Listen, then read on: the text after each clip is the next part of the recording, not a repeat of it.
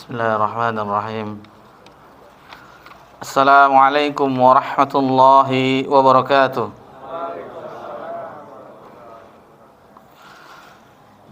Alhamdulillah ala ihsanih wa syukru lahu ala taufiqi wa imtinanih. Asyhadu an la ilaha illallah ta'ziman li sya'nih wa asyhadu anna Muhammadan abduhu wa rasuluh ad-da'i ila ridwanih. Wassalatu wassalamu ala alihi wa ashabi ikhwanih. Ya ayyuhalladzina amanu taqullaha haqqa tuqatih wa la tamutunna illa wa antum muslimun. Amma ba'd. Alhamdulillah, puji syukur kehadirat Allah Subhanahu wa taala. Allah Subhanahu wa taala senantiasa mencurahkan nikmat kepada seluruh makhluknya dan itu tidak pernah terhenti walaupun hanya sekejap mata. Salawat beriringkan salam kepada Nabi kita tercinta, yakni Nabi Muhammad sallallahu alaihi wasallam. Ikhwani fiddin wa akhwati fillah, azakumullah. Alhamdulillah, di malam ini 11 Rajab 1447 Hijriah, 30 Desember 2025 Masehi, dan ini insyaallah pertemuan kita ke-12 dalam pembahasan matan Salasatul Usul.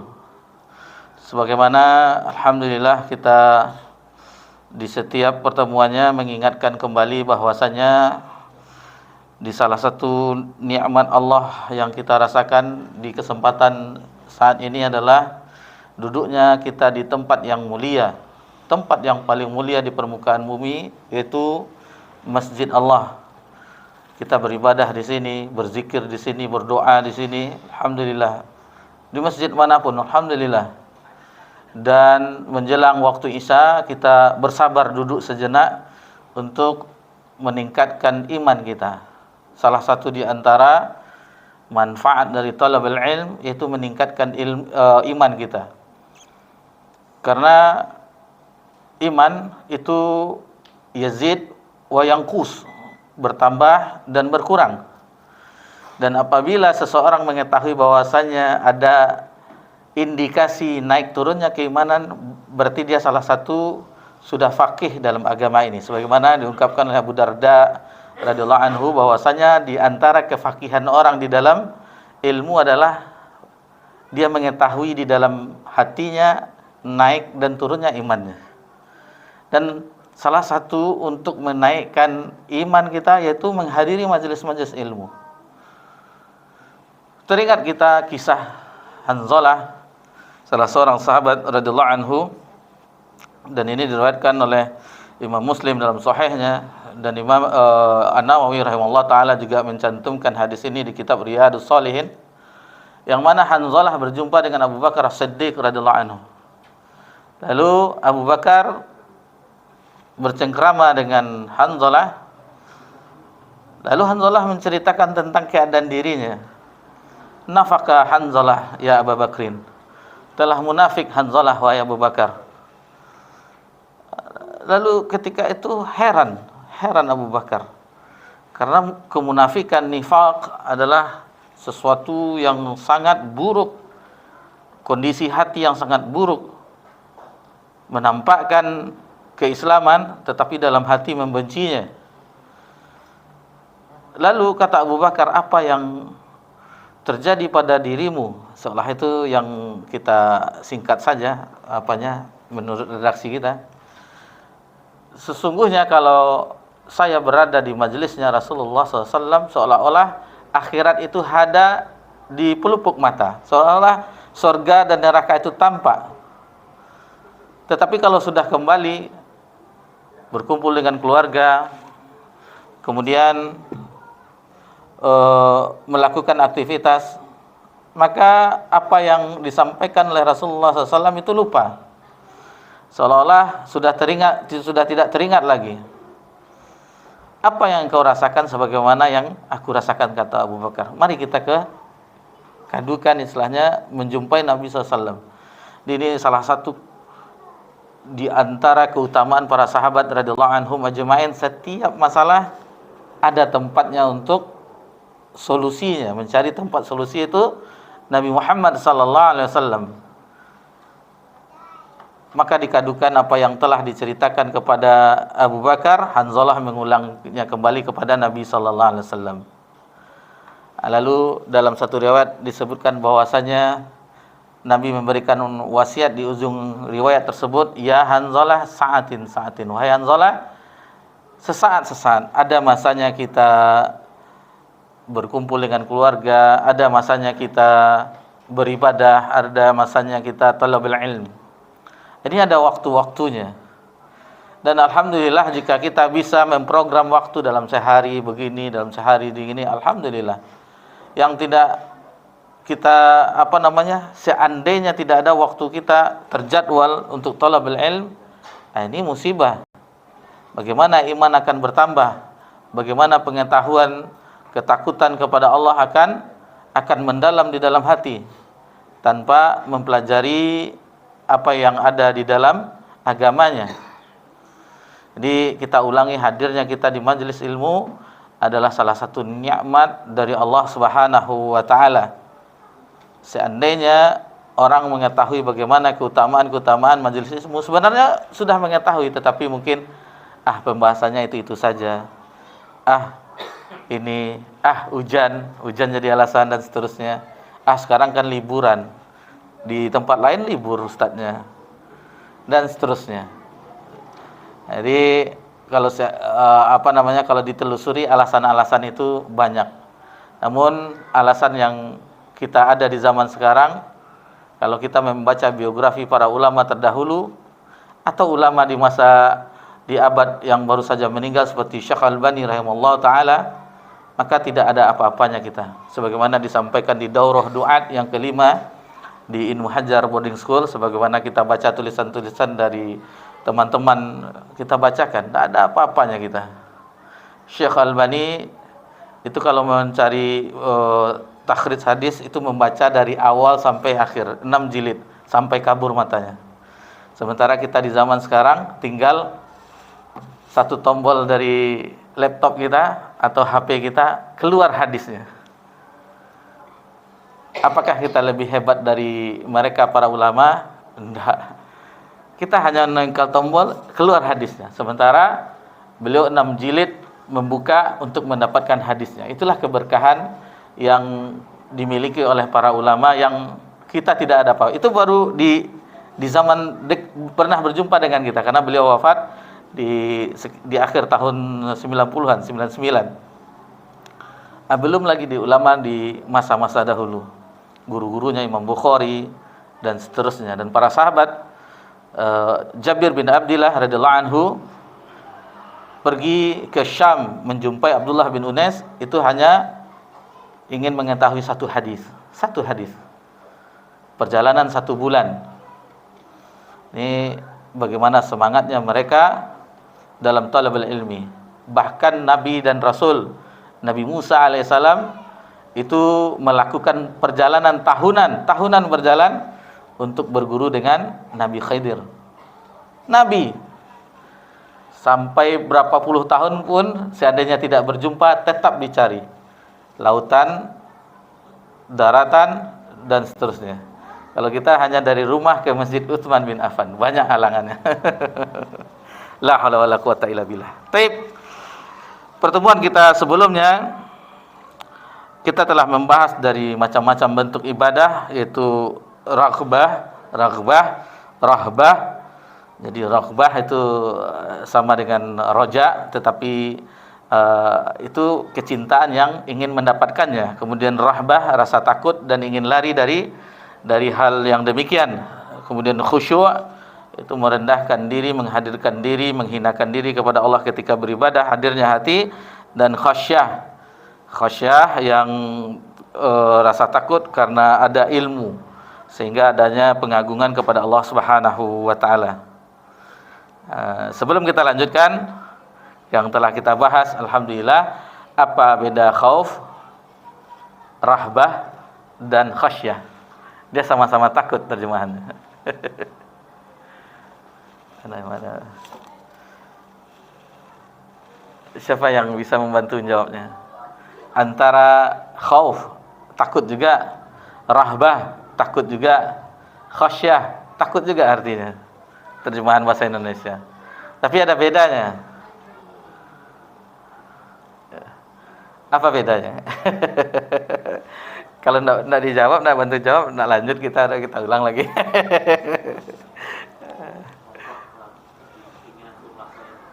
Eh,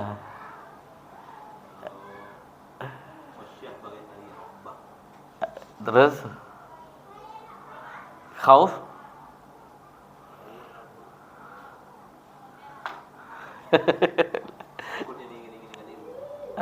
terbalik nah. Yang dibarengi dengan ilmu itu khasyah. Karena innamal yakhsha min ibadil ulama. Terbalik-balik dia ada apa-apa. Dapat poin 70. Barakallahu fikum. Karena memang kalau kemarin kami sebagian yang selesai ujian semester mahasiswa memeriksa lembar jawaban. Bingung kalau tulisannya bagus saya nak bacanya karena terbalik-balik. Ada kadang-kadang afwan Ustaz nak belajar ini. Ana la faham soal macam-macam lah. Ada surat-suratnya. Ustaz bagian ini lupa Ustaz, mau harap maklum gitu ya. Mahasiswi masyaallah barakallah. Baik, kita lanjutkan pelajaran kita di bagian-bagian ibadah. Kemudian terakhir apa ya? Khasyah ya. Wa dalil inabah qauluhu ta'ala wa anibu ila rabbikum fa aslimu lah. Di muallif rahimahullah taala membawakan firman Allah dalam surah Az-Zumar ayat yang ke-56. Wa anibu ila rabbikum wa aslimu lah. Ini kembalilah kamu kepada Rabbmu wa aslimulah dan berserah dirilah kepadanya. Di semacam kembali kepada Allah, yakni semacam taubat, bertaubat kepada Allah Subhanahu wa taala dan berserah diri kepada Allah Subhanahu wa taala. Dijelaskan oleh para ulama bahwasanya di antara syarat-syarat taubat agar diterima oleh Allah Subhanahu wa taala yang pertama yaitu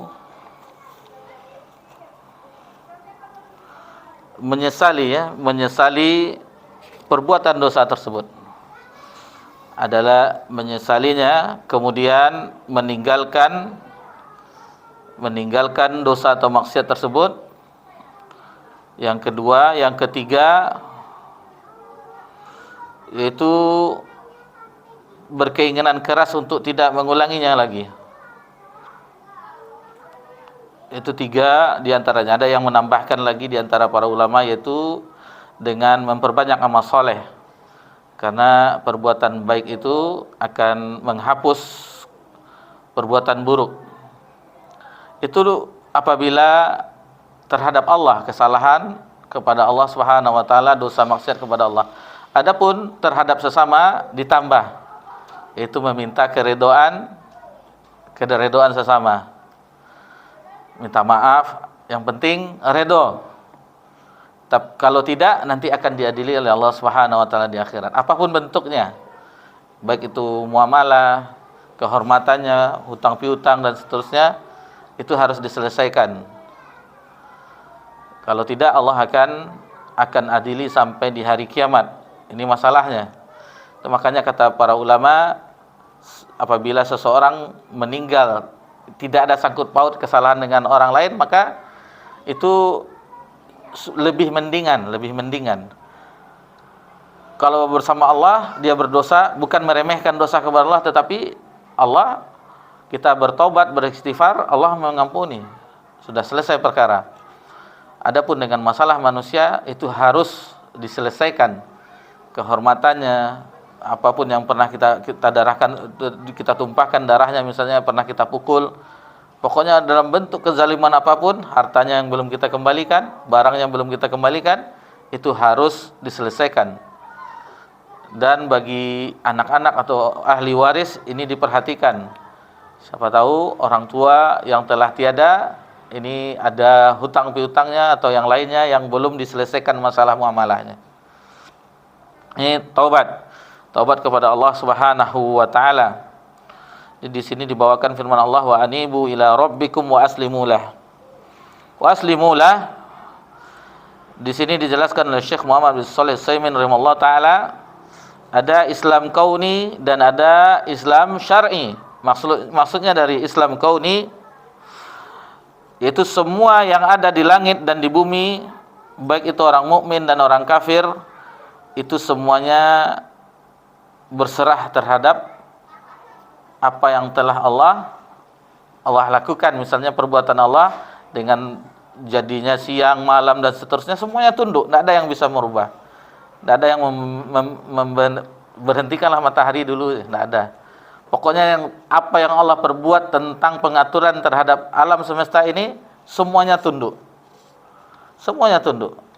Baik itu seorang mukmin atau kafir. Allah Subhanahu wa taala berfirman dalam surah Ali Imran ayat 83, walahu aslama man fis samawati wal ard tau'a wa karha wa ilaihi yurja'un. Jadi padahal mereka itu berserah diri, apa-apa yang ada di langit dan di bumi, dengan sukarela atau terpaksa, wa ilaihi yurja'un, dan kepadanya lah semuanya dikembalikan. Jadi semuanya tidak bisa, semuanya dalam aturan Allah, tidak bisa yang mengendalikan. Ini semuanya patuh terhadap Allah Subhanahu wa taala, atas pengaturan Allah Subhanahu wa taala. Sehebat apapun teknologi, tidak bisa merubahnya. Kemudian Islam syar'i, ini khusus untuk orang-orang yang beriman tentang hukum yang Allah turunkan, agama yang Allah turunkan. Ini adalah kepatuhan, ketundukan yang hanya khusus bagi orang yang beriman. Jadi dalil-dalil tentang ini banyak di dalam Al-Quran dan Sunnah, bahwasanya dan di kitab ini juga disebutkan bahwasanya ini adalah kepatuhan syar'i dari awal sampai yang kita pelajari dan yang akan datang. Itu adalah dalil syar'i patuhnya orang-orang yang beriman kepada ketentuan Allah, syariat Allah Subhanahu wa taala. Kemudian kita lanjut ke ibadah berikutnya, wa dalilu isti'anah qaulu ta'ala, isti'anah minta tolong, iyyaka na'budu wa iyyaka nasta'in, dalam surah Al-Fatihah ayat yang kelima. Wa fil hadis, di dalam hadis ini di mualif hanya menukilkan yang sesuai dengan beliau ambil potongannya saja. Iza sta'anta fasta'in billah. Jadi ini hadis yang cukup panjang, hadis yang diriwayatkan Imam Tirmizi dari Ibnu Abbas radhiyallahu anhuma, yang mana Nabi sallallahu alaihi wasallam pernah membonceng beliau dan menasihati beliau. Dan salah satu penggalan hadis ini yang disebutkan di sini, iza sa'alta fas'alillah, iza sta'anta fasta'in billah. Jika engkau meminta, mintalah kepada Allah. Jika engkau memohon perlindungan, mohon perlindunganlah kepada Allah. Jadi semuanya berlepas diri dari bentuk kesyirikan, dan apapun bentuknya harus minta tolong kepada Allah Subhanahu wa taala. Syekh Muhammad bin Shalih Al-Utsaimin membagi isti'anah, ada beberapa, ada isti'anah billah, minta tolong kepada Allah. Dan inilah minta tolong yang sebenarnya, yang termasuk ibadah yang disebutkan di sini, iyyaka na'budu wa iyyaka nasta'in. Hanya kepadamulah aku, kepada engkaulah kami menyembah, dan kepada engkaulah kami mohon pertolongan. Dan ini sering kita jelaskan sudah beberapa kali tentang sirnya Al-Quran, rahasia Al-Quran. Jadi Al-Quran itu rahasianya, sirnya di surah Al-Fatihah. Dan sir dari surah Al-Fatihah adalah ayat ini, iyyaka na'budu wa iyyaka nasta'in. Dan kita sudah sebutkan juga bahwasanya untuk satu ayat ini Al-Imam Ibnu Qayyim rahimahullah ta'ala itu menjelaskan 2 jilid kalau tidak salah. Nama kitabnya Madarijus Salikin, khusus membahas dengan ayat ini, iyyaka na'budu wa iyyaka nasta'in. Karena untuk inilah kita sebenarnya menyembah kepada Allah, minta pertolongan hanya kepada Allah Subhanahu wa taala. Kemudian yang kedua yaitu meminta tolong kepada makhluk, yang mana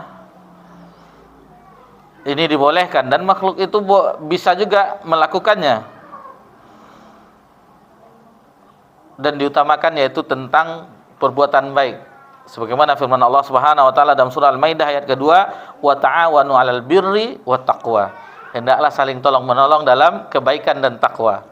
Adapun dalam maksiat, lanjutan dari ayat tersebut, wala ta'awanu 'alal ismi wal udwan, jangan saling tolong-menolong di dalam perkara yang berbuat dosa dan permusuhan. Ditolong-menolong itu dalam kebaikan dan takwa. Kemudian minta tolong terhadap makhluk yang hadir tetapi dia tidak mampu untuk melakukannya. Nah, ini membuang-buang waktu kita. Misalnya kita meminta tolong kepada seseorang, laptop kita rusak, kita minta tolong nih, enggak bisa saya cuman mekanik, enggak bisa itu. Kalau motor bisalah saya perbaiki. Ini kan sia-sia jadinya. Kemudian minta tolong kepada orang yang telah meninggal dan seterusnya, atau orang yang hidup tetapi dia tidak hadir di sini. Misalnya kita minta tolong kepada mbah di Jawa, telepon kan, mbah tolonglah mbah, dagangan tidak laris sekarang. itu tidak boleh juga. Padahal ada orangnya tidak hadir, tidak ada hubungannya kan. Tahu-taunya minta sesajen rupanya. Ini tidak boleh. Hal-hal yang pelaris, pemanis, apapun bentuknya tidak boleh. Adapun terhadap orang yang telah meninggal, telah sering kita bahas bahwasanya orang meninggal tidak bisa kita minta tolong kepadanya. Kemudian minta tolong dengan amalan yang wajib, istilahnya ini tawasul. Dan ada di dalam Al-Quran, wasta'inu bis-sabri was-shalah, minta tolonglah dengan sabar dan salat, di dalam surah Al-Baqarah. Adapun tawasul yang kita maksudkan yaitu seseorang yang ketika meminta kepada Allah dengan menyebutkan amalannya. Ada sebuah hadis dari Imam Bukhari meriwayatkannya dari Abu Hurairah, ada 3 orang yang terperangkap di salah satu gua, akhirnya tertutup dengan batu besar yang jatuh. Kalau kita heran kan, karena sudah ada terlihat betapa banyak batu-batu banjir Galodo sebesar rumah pun. Nah, gimana? Jadi pas ada pemuda itu masuk ke gua, jatuh batu gunung, tertutup pintu gua. Maka ketiga itu bertawasul dengan amal solehnya, bahwasanya di antara mereka ada yang telah berbakti kepada orang tuanya, ada yang telah ketika diajak berhubungan yang senonoh dia menolaknya, dan seterusnya. Akhirnya sedikit terbukalah pintu tersebut. Ini dibolehkan bertawasul dengan amal soleh. Taib. Kemudian di antara bentuk ibadah yang disebutkan di sini, wadalilul isti'adzah qauluhu ta'ala. Tadi isti'anah. Adapun isti'adzah minta perlindungan, sebelumnya minta pertolongan. Dalilnya dibawakan 2 awal surah mu'azzatain. Qul a'udzu birabbil falaq, qul a'udzu birabbin nas. Qul a'udzu birabbil falaq. Katakanlah aku berlindung dengan Rabb-nya waktu subuh. Dan dalam surah An-Nas, katakanlah aku berlindung dengan Rabb-nya manusia. Syekh Muhammad bin Shalih Al-Utsaimin dalam Juz' Amma, tafsir beliau, itu ayat ini menunjukkan kemuliaan manusia. Qul a'udzu birabbin nas. Kenapa Allah mengatakan Rabb birabbin nas, bukan Rabbil jin, Rabbil syaitan, Rabbil yang lainnya, tetapi birabbin nas, menunjukkan kemuliaan manusia, Rabb-nya manusia. Lalu timbul pertanyaan, mana yang lebih mulia antara manusia dengan malaikat? Sebagian ulama ada yang mengatakan lebih mulia manusia, karena semua alam ini untuk manusia semuanya.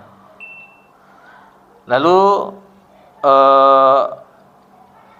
dikatakan juga bahwasanya malaikat nanti di akhirat itu pelayan manusia. Ada juga yang mengatakan yang mulia itu malaikat, karena malaikat ada yang muqarrabin dan tidak pernah berbuat salah kepada Allah, tidak ada nafsu syahwatnya, taat, dan apabila diperintahkan wa yaf'aluna ma yu'marun, akan melakukan apa yang diperintahkan oleh Allah. Seandainya Allah memerintahkan sujud, maka malaikat itu akan sujud sampai hari kiamat, tidak berhenti-berhenti dia. Itulah kepatuhan malaikat. Lalu ada ulama yang membaginya. Adapun di dunia yang mulia adalah malaikat, karena manusia itu ada yang berbuat dosa, berbuat maksiat. Adapun di akhirat yang mulia adalah manusia, karena kenikmatan surga itu Allah sediakan untuk jin dan manusia. Untuk jin dan manusia, dan pelayan-pelayan, malaikat-malaikat itu menjadi pelayan untuk ahlu surga, untuk ahlu surga. Wallahu ta'ala, itu yang dijelaskan oleh para ulama kita. Jadi sebenarnya ini kandungannya sangat besar. Qul a'udzu birabbil falaq min syarri ma khalaq wa min syarri ghasikin idza waqab, sampai akhirat. Sama kemudian juga dalam surah An-Nas, Qul a'udzu birabbin nas malikin nas ilahin nas min syarril waswasil khannas. Ini kandungannya sangat luas. Kandungannya sangat luas, bagaimana kita diminta berlindung oleh Allah Subhanahu wa taala kepadanya. Kalau sudah itu kita lakukan, maka berbahagialah kita. Tidak ada mudarat apapun yang akan mencelakakan kita, karena kita telah berlindung dari Rabbnya alam semesta. Adapun pembagian isti'azah di sini disebutkan sama juga dengan yang tadi. Pertama, isti'azah billah. Ini adalah perbuatan yang syar'i, yang sebagaimana disebutkan sebagai bentuk ibadah. Kemudian isti'azah dengan sifat-sifat Allah dan kalam-kalamnya yang maha mulia, seperti kita berdoa a'udzu bi kalimatillahi tammah min syarri ma khalaq. Jadi ada kita berlindung dengan a'udzu bi radika min syakhatik, seperti itu. Qul huwal qadiru ala yab'atsa 'alaikum adzaban min fawqikum, dan seterusnya. A'udzu bi wajhik, aku berlindung dengan wajah engkau, dan seterusnya. Ini disebutkan di sini bentuk-bentuk doa perlindungan dengan sifat-sifat Allah Subhanahu wa taala dan kalamnya.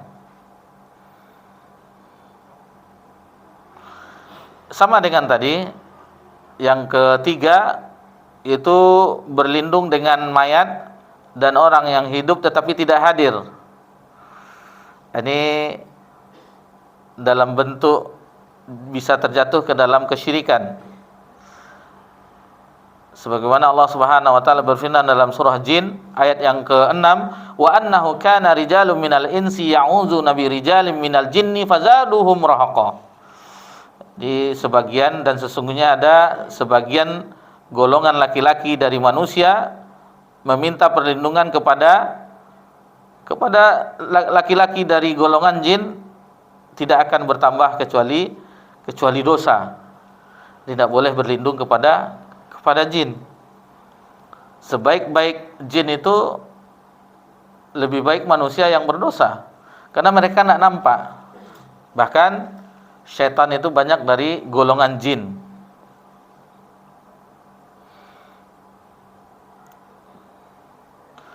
Taib. Jadi senada dengan yang tadi, isti'anah, isti'azah. Kemudian yang berikutnya istighatsah, berlindung kepada Allah, minta tolong kepada Allah di saat-saat sulit.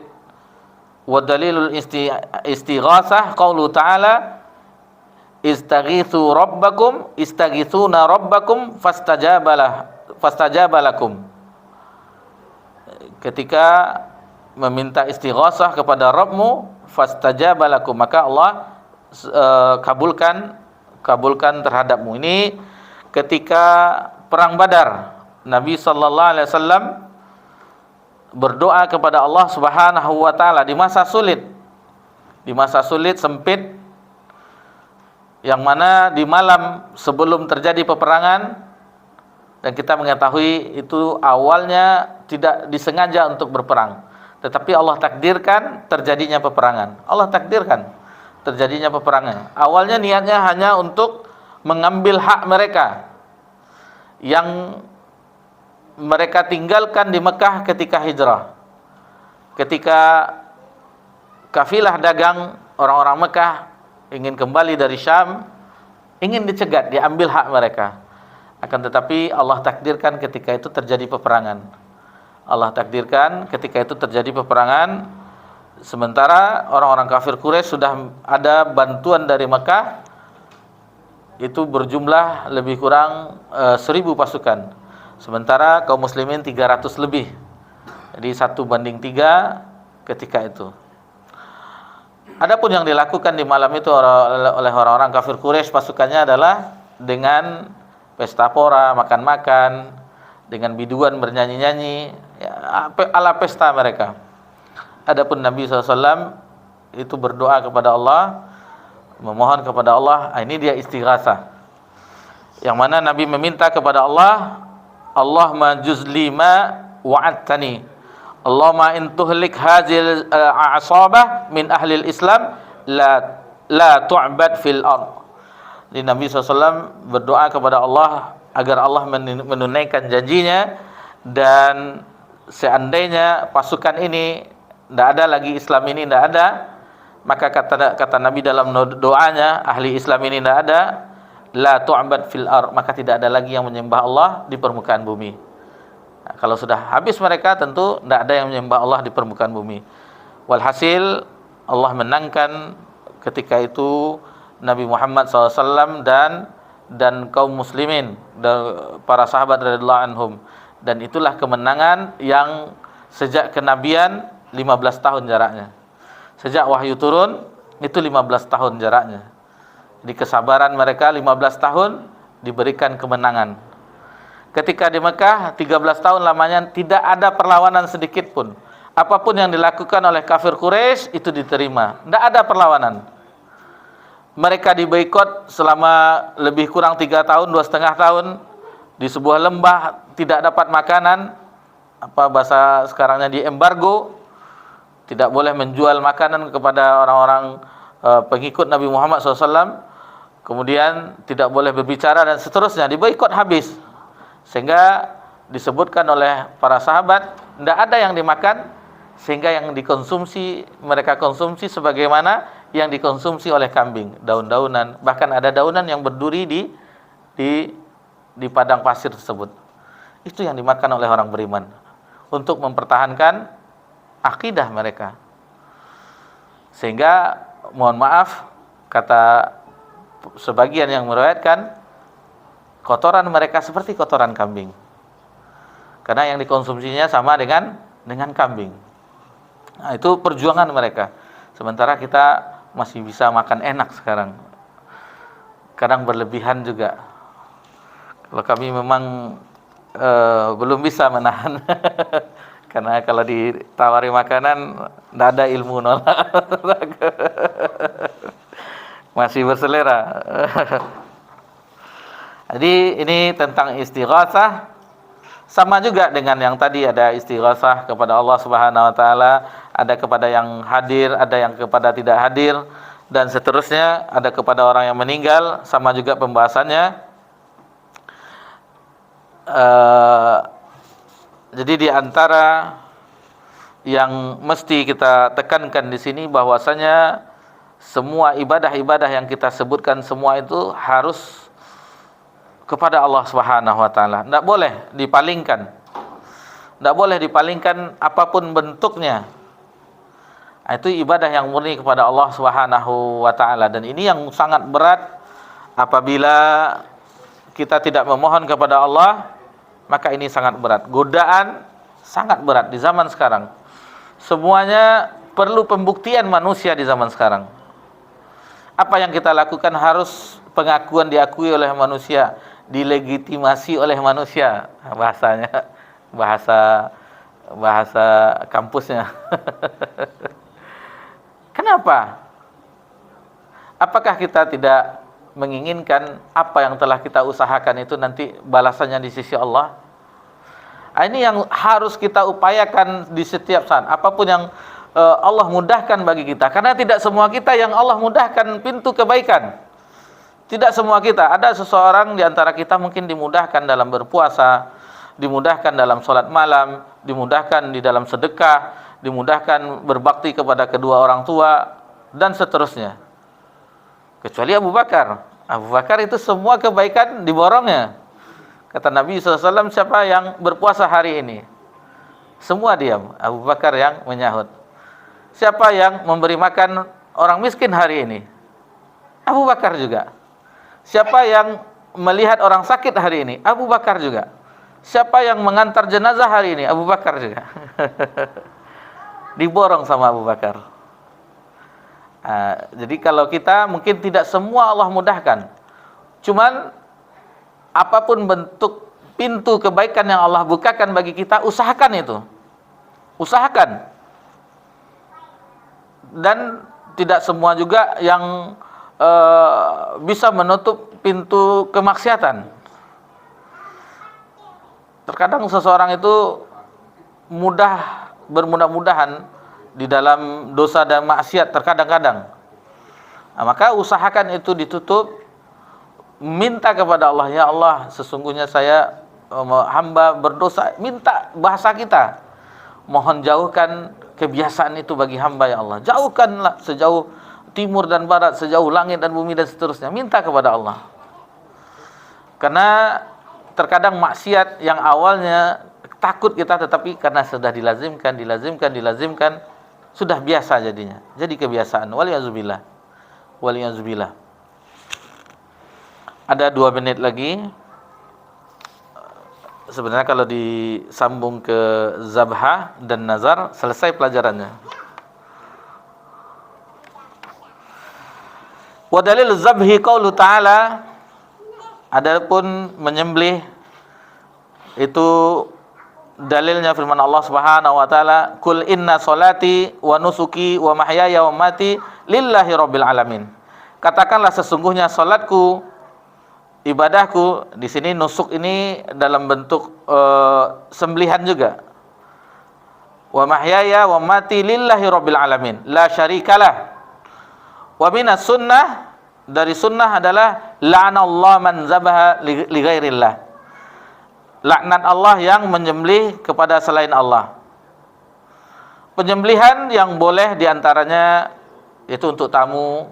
Misalnya ada tamu, kita sembelih, itu dibolehkan. Sebagaimana Nabi Ibrahim, datang malaikat yang menjelma menjadi manusia. Nabi Ibrahim sediakan sembelihan, yang mana ketika itu malaikat tidak menyentuhnya, sebagaimana disebutkan dalam Al-Quranul Karim. Kemudian sembelihan di Idul Adha ini syar'i, ibadah kurban, udhiyah. Kemudian hadiyu di musim haji. Kemudian apa lagi? Akikah. Apalagi walimah. Walimah walau bisyah. Kata Nabi SAW kepada Abdurrahman bin Auf, buatlah walimah walaupun hanya seekor kambing. Ini yang disyariatkan diantaranya. Adapun kepada selain Allah untuk supaya tidak ada terjadi bencana dan seterusnya, lalu disembelih kepala kerbau ke laut, dan ini tidak ada. Ini kesyirikan. Ini kesyirikan. Begitu juga sesembelihan itu akan menjadi syar'i apabila diucapkan bismillah ketika menyembelihnya. Ini diperhatikan juga. Jadi hadis dari Ali bin Abi Thalib ini sudah menjelaskan, la'anallahu man zabaha li ghairillah. Allah melaknat barang siapa yang menyembelih karena Allah. Kita tambahkan satu lagi yang terakhir dibawakan oleh muallif, wa dalilun nazri qaulu ta'ala. Nazar yaitu orang yang mewajibkan hal yang mubah untuk dirinya. Mewajibkan untuk dirinya sebenarnya mubah, tetapi diwajibkan untuk dirinya karena hal sesuatu. Misal contohnya apabila saya terima PNS nih, contohnya saya akan berpuasa 3 hari, atau seandainya saya terima PNS, saya akan umroh misalnya, contoh yang awalnya itu tidak wajib menjadi wajib jadinya. Firman Allah Subhanahu wa taala dalam surah Al-Insan, yufuna bin nazri wa yakhafuna yawman kana syarruhu mustatira. Jadi orang-orang yang menunaikan nazarnya karena mereka takut terhadap hari yang buruk tersebut. Kemudian tentang nazar tersebut, apabila seseorang tidak mampu untuk melakukannya, maka kafaratnya sama dengan kafarat sumpah. Kafarat sumpah itu nanti bisa dilihat dalam surah Al-Maidah ayat 89. Dalam misalnya seandainya saya terima PNS, saya akan umroh misalnya, tetapi dia nggak ada uangnya, belum ada. Sementara dia telah ungkapkan nazar tersebut, maka untuk agar dia tidak berdosa, maka dia harus membayar kafarat. La yu'akhidhukumullahu bil-laghwi fi aymanikum walakin yu'akhidhukum bima 'aqadtum al-aymana fa kafaratuhu it'amu asharati masakin. Jadi kafarahnya adalah memberi makan 10 orang miskin, min awsati ma tut'imuna ahlikum, yang sebagaimana diberikan makanan tersebut kepada keluargamu, au kiswatuhum, atau memberinya pakaian, au tahriru raqabah, atau memerdekakan budak, faman lam yajid fasyamu salasati ayyam. Dan apabila tidak sanggup memberi makan 10 orang miskin, memberi pakaiannya, memerdekakan budak, maka puasa 3 hari. Puasa 3 hari. Dzalika kafaratu aymanikum idza halaftum. Jadi kafarah dari sumpah dengan nazar itu sama. Nah, jadi kalau kita tidak sanggup menunaikan nazar kita, maka bayar kafaratnya dengan memberi makan 10 orang miskin, memberinya pakaian, kalau tidak memerdekakan budak, yang terakhir adalah berpuasa 3 hari. Ini yang disebutkan oleh mu'alif. Alhamdulillah, macam-macam ibadah telah kita selesaikan pembahasannya, yaitu dimulai dari isti'anah, isti'adzah, istighasah, kemudian zahab, penyembelihan, kemudian nazar. Orang yang mewajibkan sesuatu yang awalnya tidak wajib baginya. Jadi puasa yang wajib itu selain puasa Ramadan, yaitu puasa nazar. Selain puasa Ramadan, itu puasa nazar. Kalau sesuatu sudah kita nazarkan, itu menjadi wajib baginya. Itu menjadi wajib. Kalau tidak sanggup, maka kafaratnya tadi yang kita sebutkan dalam surah Al-Maidah ayat 89, yaitu dengan memberi makan 10 orang miskin. Kalau tidak juga memberi pakaiannya, kalau tidak juga memerdekakan budak, hendak juga puasa 3 hari, agar kita tidak berdosa kepada Allah Subhanahu wa taala. Sebagian ulama mengatakan bahwasanya orang yang nazar ini adalah orang yang bakhil, orang yang pelit dalam beribadah. Mendapatkan balasan dahulu baru dia mau beribadah. Jadi mendapatkan dulu, terima dia PNS, baru dia mau umrah. Karena nama dia umrah. Nah, ini pendapat sebagian ulama bahwasanya orang yang nazar itu orang yang bakhil dalam ibadah, dan sebagian ulama itu menganggap demikian pendapat mereka. Jadi kalau kita umroh, ya umroh saja dalam bentuk ibadah kepada Allah Subhanahu wa taala. Alhamdulillah, bagian-bagian ibadah telah kita selesaikan 3 kali atau 4 kali pertemuan, dan insyaallah kita akan lanjutkan. Adapun pembahasan yang akan datang, sedikit tentang bocorannya, yaitu kita masuk ke usul yang kedua. Jadi usul yang pertama, ma'rifatullah, itu telah selesai. Yang insyaallah di pertemuan yang akan datang, itu usul yang kedua, ma'rifatu dinil Islam bil adillah. Alhamdulillah, ini adalah nikmat dari Allah Subhanahu wa taala. Kita telah membahas pokok dasar yang pertama yang wajib diketahui oleh setiap manusia, yaitu mengenal Rabb-nya, mengenal Rabbnya, ma'rifatullah. Dan alhamdulillah telah kita selesaikan bersama-sama. Ini adalah taufik dari Allah, kemudahan dari Allah. Dan kita akhiri pembahasan kita. Wassallallahu ala nabiyyina Muhammadin sallallahu alaihi wasallam wa ala alihi washabihi ajma'in. Walhamdulillahirabbil alamin. Wassalamualaikum warahmatullahi wabarakatuh.